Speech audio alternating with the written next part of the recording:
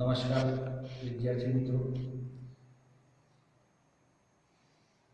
Next topic अंदर આપણે આજે જે ફોસ્ફરસની જે ચર્ચા કરી લાસ્ટ લેક્ચરમાં ફોસ્ફીન વિશે, એના પછીનો જે ટોપિક છે ફોસ્ફરસના ટ્રાઇક્લોરાઇડ અને ફોસ્ફરસના પેન્ટાક્લોરાઇડ, એ બંનેને આપણે એક તફાવત સ્વરૂપે આજે એક સાથે અહીંયા ચર્ચા કરવા માંગીએ છીએ, જેના માટે આપણે આ બોર્ડને બે ભાગમાં ડિવાઈડ કરી રહ્યા છે। એક બાજુએ આપણે લખી રહ્યા છીએ PCl3 હવે, અને બીજી બાજુ લખીએ છીએ PCl5। ઘણા બાળકોને ક્વેશ્ચન છે નામ શું છે, મોટા ભાગમાં તો આવડે છે, શું થશે? યસ, નામ થાય છે આપણું P એટલે ફોસ્ફરસ અને ટ્રાઇક્લોરાઇડ ની બનાવટ અને ગુણધર્મો સેમ ટુ સેમ। જો આ ફોસ્ફરસ ટ્રાઇક્લોરાઇડ હોય, જો 3 હોય તો ટ્રાય, પણ જો ફોસ્ફરસમાં 5 ક્લોરીન આવે તો એનું નામ કહેશો દોસ્તો ફોસ્ફરસ પેન્ટાક્લોરાઇડ। ચલો, આની પણ આપણે બનાવટ અને ગુણધર્મો જોવા છે। સૌથી પહેલા આપણને શું જોવા ઈચ્છીએ છીએ? આપણે બનાવટ અને જવાબ સ્ટાર્ટ થયા આપણો, ધ્યાન ઉપર લેશો ખાસ। સૌથી પહેલા બનાવટની પહેલી પ્રોસેસ છે સફેદ ફોસ્ફરસ જ્યારે ક્લોરીન સાથે પ્રક્રિયા કરે તો સીધે સીધી અમને કહે છે PCl3 મળી ગયું PCl3। એ જ પ્રોસેસ અહીંયા પણ છે, બનાવટ P4 જ્યારે Cl2 સાથે પ્રક્રિયા કરે તો PCl5। બેઠેલા ઘણા મિત્રોને એવું ક્વેશ્ચન થાય કે સાહેબ મારે આ બનાવવું તો આ રિએક્શન, આ બનાવવું તો આ, એવો શું ફેરફાર છે બંને પ્રક્રિયાઓમાં કે જેથી મને આ નિપજ મળે આની સાથે, આ નિપજ મળે આની સાથે? તો ફરક માત્ર એટલો છે, બેલેન્સ જ્યારે કરશો તો 4 ફોસ્ફરસના કારણે 4 તારી 12 ક્લોરીન થાય, તો અહીંયા આપણે ક્લોરીનની સંખ્યા 6 મોલ લેવા પડે। અહીંયા આગળ આપણે 4 ભાગ ફોસ્ફરસ છે તો 4 ભાગ 20 થાય, તો અહીંયા આપણે 10 મોલ લેવા પડે। ઇન શોર્ટ અહીંયા આપણે એક શબ્દ વાપરવાનો વધુ માત્રા। જો તમે વધુ માત્રામાં ક્લોરીન લેશો તો તમને PCl5 જ મળવાનો છે। લિમિટેડ માત્રામાં જો આપણે ક્લોરીન લઈશું તો આપણને PCl3 મળે છે। બીજી પ્રોસેસ પણ છે દોસ્તો કે P4 વત્તા એક અલગ જ કમ્પાઉન્ડ તમારી સામે આવે છે, તમને બનાવવું છે PCl3, તમારા મનમાં છે તો આપણે બનાવી દઈએ PCl3। હવે આ જે છે એનું નામ શું થાય? સલ્ફર, એ તો તમને બધાને ખબર છે, પણ સલ્ફર માટે એક બીજો શબ્દ થાયો પણ વપરાય છે। શું વપરાય છે? થાયો, મર્કેપ્ટન શબ્દ જે છે ને એમાં, તો થાયોનિલ ક્લોરાઇડ આનું એક વિશિષ્ટ નામ છે, વિશિષ્ટ સંયોજન છે જે આપણે ખાસ ધ્યાન રાખીશું। સલ્ફરનો ઓક્સિજન સાથેનો ક્લોરાઇડ થાયોનિલ ક્લોરાઇડ તરીકે ઓળખાશે। હવે આ જ્યારે પ્રક્રિયા થાય છે ત્યારે આમાંથી દૂર થાય છે SO2। શું દૂર થાય છે? Sulphur dioxide. અને ત્રીજી પણ નિપજ મળે છે, જે વિશિષ્ટ પ્રકારની નિપજ આની મળશે, જે સલ્ફર સાથે ક્લોરીનનું મિશ્રણ, એટલે એનું નામ થાય છે સલ્ફર ક્લોરાઇડ। શું થાય છે નામ? Sulphur chloride. કે જેથી આપણે એમ કહી શકીએ છીએ કે PCl3 એ ફોસ્ફરસના 4 મોલમાં અનુલક્ષીને કહેવામાં આવે છે, તો આપણે અહીંયા 4 લખીએ તો 4 તારી 12 થઈ જાય। અને એ બધું બેલેન્સિંગ કરતી વખતે આમાં બહુ અગત્યની વાત છે, ઇમ્પોર્ટન્ટ થિયરીમાં પણ તમે આને ધ્યાન પર પૂછી શકશો।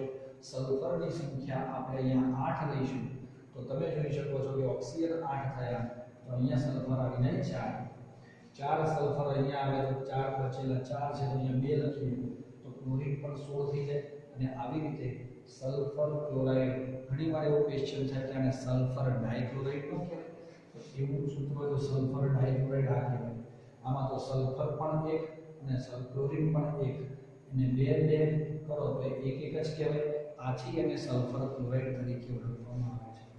સિમિલર આના જેવી જ પ્રક્રિયા અહીંયા બીજા નંબરમાં થાય છે અને તે છે P4 વત્તા SO2Cl2 જોજો SOCl2 થાયોનાઇલ ક્લોરાઇડ હવે એક શબ્દ આવ્યો બીજો SO2Cl2 બહુ અગત્યનું છે સલ્ફ્યુરાઇલ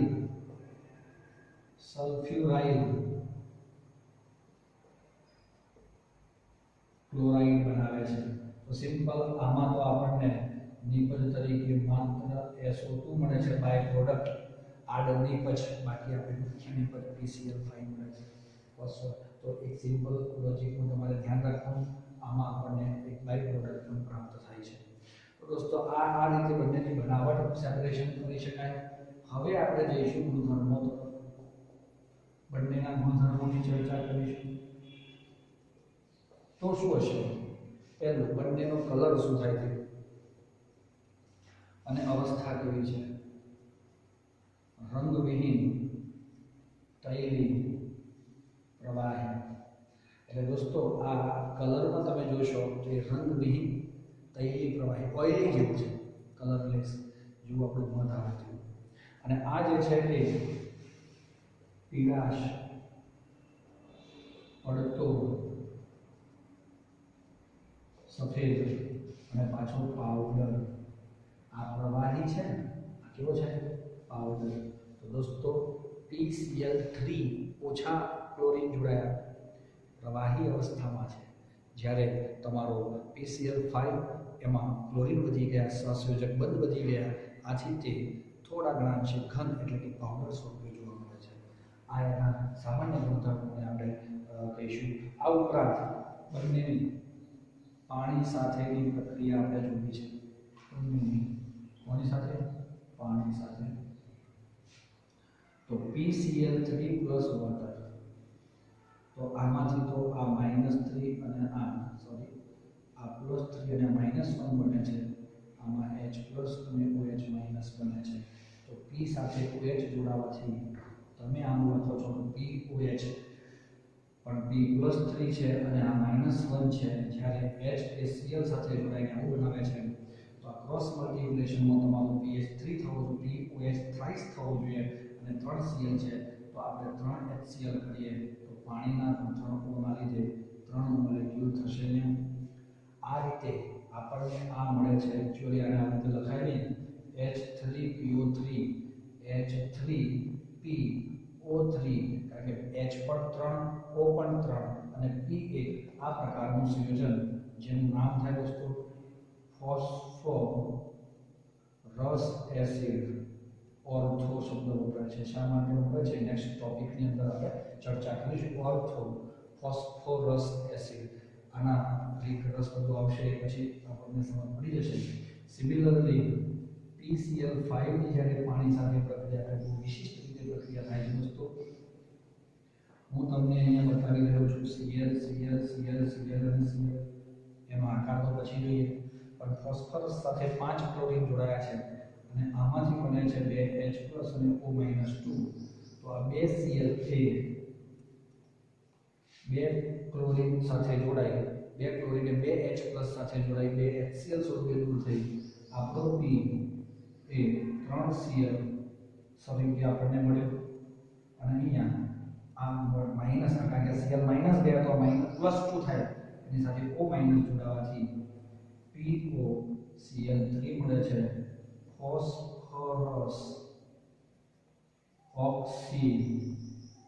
ઓક્સીક્લોરાઇડ ફોસ્ફરસ દેખાય છે જો નામ ફોસ્ફરસ ઓક્સીક્લોરાઇડ માં રૂપાંતર પામે છે હજુ પણ હિંમત હારવાની નથી દોસ્તો 3 Cl છે તો 3 મોલ પાણી લેવાથી 3 મોલ H+ અને 3 મોલ OH- બનાવે છે તો 3 HCl દૂર થાય અહીંયા અને 3 Cl ના સ્થાને 3 OH આવવાથી POOH થ્રાઇસ જેને H3PO4 ઓર્થો ફોસ્ફોરિક એસિડ આ ફોસ્ફોરસ એસિડ આ ફોસ્ફોરિક એસિડ રસ જોઈએ તો PCl3 રીક જોઈએ તો PCl5 સાથેની પાણીની પ્રક્રિયા કરવી પડે દોસ્તો આ રાસાયણિક ગુણધર્મો પણ આપણે આનો કહી શકીએ છીએ।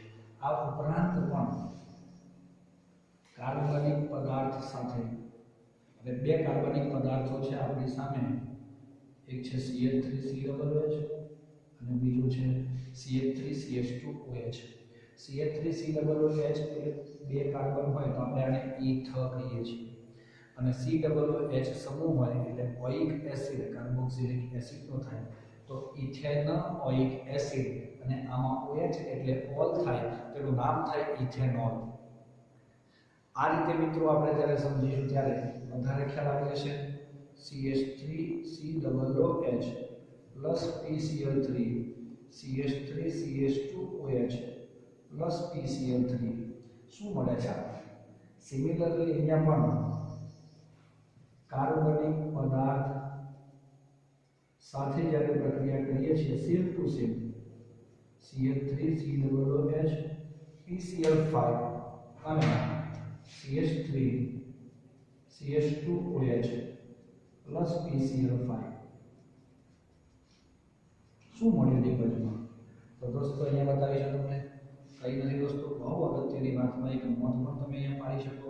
આ પ્રક્રિયામાં OH સમૂહનું Cl સમૂહમાં રૂપાંતર થાય, OH સમૂહ Cl માં રૂપાંતર થાય એટલે આ પ્રક્રિયાને આપણે આવી રીતે કાર્બનિક પદાર્થમાંથી આનો આ બધું તૂટેલા આ બધું તૂટ્યા પ્લસ અને માઈનસ, આ +3 અને આ -1 ચોકડી ગુણાકાર થાય અને મળે આપણને તો તમારી નિપજ મળે છે CH3COCl। આ Cl અહીંયા OH ત્યાં જતો રહે તો 3 Cl અને 3 OH આમ તેમ થાય, આથી આપણો H3PO3 આ ઉપર મુજબ જ POH થ્રાઇસ મળે અને એ જ તમારો આ H3PO3 બને। સિમિલરલી આમાં પણ 3 ઓ લેવાથી આપણને H3PO3 જેનું નામ ફોસ્ફોરસ એસિડ તરીકે ઓળખીએ છીએ। આ એક સમૂહ છે 11મા ધોરણમાં તમે ભણી ગયા છો, આમાં COCl એટલે એસિડ ક્લોરાઇડ કહેવાય અને બે કાર્બન હોય છે એસિટાઇલ ક્લોરાઇડ અને આ છે તમારો ક્લોરોઇથેન।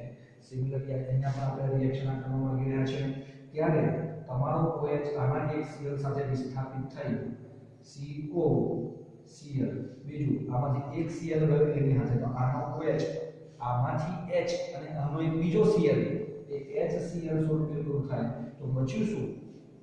બે Cl ગયા અને એક O બચ્યો તો POCl3 જે તમારો અહીંયા મધ્યમાં જે મળતું હતું એ તમારે અહીંયા આડ નિપજ સ્વરૂપે મળે છે। બાકી અહીંયા સિમિલરલી CH3CH2Cl OH ના સ્થાને Cl આવવાનું છે એટલું યાદ રાખીશું આપણે POCl3HCl। કોઈ તમને એમ પૂછે કે નામ શું થાય POCl3 નું? Phosphorus oxychloride. આ રીતે આપણે આ બંનેની સરખામણીમાં ઓલમોસ્ટ સિમિલર રિએક્શન બંનેમાં જોવા મળે છે। આની વિશિષ્ટ પ્રક્રિયાઓમાં બીજી બે પ્રક્રિયાઓ આપી છે કે ધાતુ સાથે તમારી પ્રક્રિયામાં એક સિલ્વર અને બીજી છે ટીન, PCl5 જ્યારે પ્રક્રિયા કરે છે ત્યારે દોસ્તો ધાતુ સાથેની વિશિષ્ટ પ્રક્રિયા છે Ag હંમેશા +1 બનાવે તો એ એક Cl સાથે AgCl બને અને Sn હંમેશા +2 અને +4 બનાવે। સાંભળજો ટીન જે છે એ +2 અને +4 બનાવે પણ એમાંથી +2 ની સરખામણીમાં +4 ની સ્થિરતા વધારે હોય તો SnCl4 બને। હવે આ PCl P સાથેનો ક્લોરાઇડ એ સર એક જ ક્લોરીન લીધો તો એ PCl4 બને, ઘણા આવું વિચારે પણ હકીકતમાં PCl4 નો બને। P સાથેના ક્લોરીન બે જ ઓપ્શન છે, એક PCl3 અને PCl5। PCl3 માંથી PCl5 માંથી PCl3 માં કન્વર્ઝન થાય તો PCl3 બને છે એટલે આ બંનેમાં આપણે પછી બેલેન્સિંગ કરવાનું થાય તો પણ આપણે સમજીને કરી શકીશું। તો જોઈ શકીએ કે કેવી રીતે થશે અને આપણે બે કોણ લઈએ AgCl ના બેઝ ઉપર 5 તારીખ 15। હા, તમે આને તમારી રીતે એને બેલેન્સ કરવાનો પ્રયત્ન કરી શકશો। આ ઉપરાંત એક રાસાયણિક ગુણધર્મોની અંદર PCl5 ને આપણે ગરમ કરીએ ને તો બી એનું વિઘટન થઈ જાય છે PCl3 અને Cl2 માં રૂપાંતર થાય છે। તો આ બધી રીતે બંનેનું સેપરેશન થઈ શકે। હવે લાસ્ટ મુદ્દો આવે છે બંનેનું બંધારણ, આનું પણ બંધારણ અને આનું પણ બંધારણ। બંધારણની દ્રષ્ટિએ બંને થોડા થોડા અલગ છે. ફોસ્ફરસ તો એ બંનેના બંધારણ આપણે અહીંયા જ દોરીએ તો પણ ચાલશે. P Cl Cl Cl. ઘણા મિત્રોને એવું લાગે છે કે આ બધા બંધ આવી રીતે કેમ બતાવતા હશે. આ તમે આમ સામેથી જોશો તો આ બંધ તમારી નજીક છે, એ તમને ઘાટો દેખાય, એ આવ્યો. આ થોડો દૂર છે, એ આ છે મધ્યમ, અને આ બહુ દૂર છે, એને આવી લીટી દ્વારા દર્શાવવામાં આવે છે. આ આકાર કયો કહેશો તમે? પિરામિડલ આકાર, ત્રિકોણીય પિરામિડલ આકાર. ફોસ્ફરસના માથે એક અબંધકારક ઇલેક્ટ્રોન યુગ્મ હોય, ત્રિકોણીય પિરામિડલ આકાર થાય, અને આ જે છે એનું સંકરણ બધા સિંગલ બંધ હોય તો સંકરણ sp3 થાય. સિમિલરલી PCl5 નું જ્યારે બંધારણની વાત આવે છે તો પણ આપણે એમ કહીએ છીએ, જોજો તમે એને એક આવી રીતે 3 ક્લોરીન એ P સાથે સમતલમાં જોડાયા છે. કેવી રીતે જોડાયા છે? જોજો, સમતલમાં, અને એક ક્લોરીન ઉપર અને બીજો ક્લોરીન નીચે. આ એક બંધારણ કેવું દેખાય છે આપણને? તો આ બંધારણમાં ટોટલ 5 બંધો છે, એમાંથી 3 એ પોતાના સમતલમાં અને 2 અક્ષમાં છે. બંનેની બંધ લંબાઈ જો જોવામાં આવે તો 202 અને એક મળે છે આપણને 220 જેટલી મળે છે. તો એમ કહેવાય છે કે ભાઈ આ જે છે એ અક્ષીય બંધ, અને આ જે છે એ એના સમતલીય છે, અને એના લીધે આપણે નિરક્ષીય કહીશું. અક્ષીય અને નિરક્ષીય કયા વધારે લાંબા હોય? તો અક્ષીય બંધો એ નિરક્ષીય બંધો કરતાં વધારે લાંબા હોય. એનું કારણ શું? કારણ કે આ ફોસ્ફરસ અને આ ક્લોરીન વચ્ચેના જે અપાકર્ષણ છે એ સૌથી વધારે હોય, એ થોડા લાંબા થશે. જેનું મૂલ્ય દોસ્તો 202 પિકોમીટર છે, અને આ છે 240. આ 202 પિકોમીટર અને આ 240. કોઈ ક્વેશ્ચન પૂછા વધ્યા કે એનું અપાકર્ષણના કારણે આનું વધારે છે? એનો આકાર કયો છે? નામ લખીએ છીએ આપણે, ત્રિકોણીય દ્વિપિરામિડલ. દ્વિપિરામિડ કેમ કીધું? જ્યારે ત્રિકોણની વાત આવે છે ત્યારે આ સમતલમાં એક ત્રિકોણ ઉપર અને નીચે, તો આ બધા બંધો જોડવાથી એક પિરામિડ ઉપર બને અને એક પિરામિડ નીચે બને. આથી આનો આકાર ત્રિકોણીય દ્વિપિરામિડલ છે દોસ્તો. આ રીતે આપણે આ બંનેની તફાવતની દ્રષ્ટિએ સરખી રીતે સમજી શકીશું, ધ્યાન ઉપર લઈશું. MCQ ની અંદર પણ વધારે આવી શકે છે.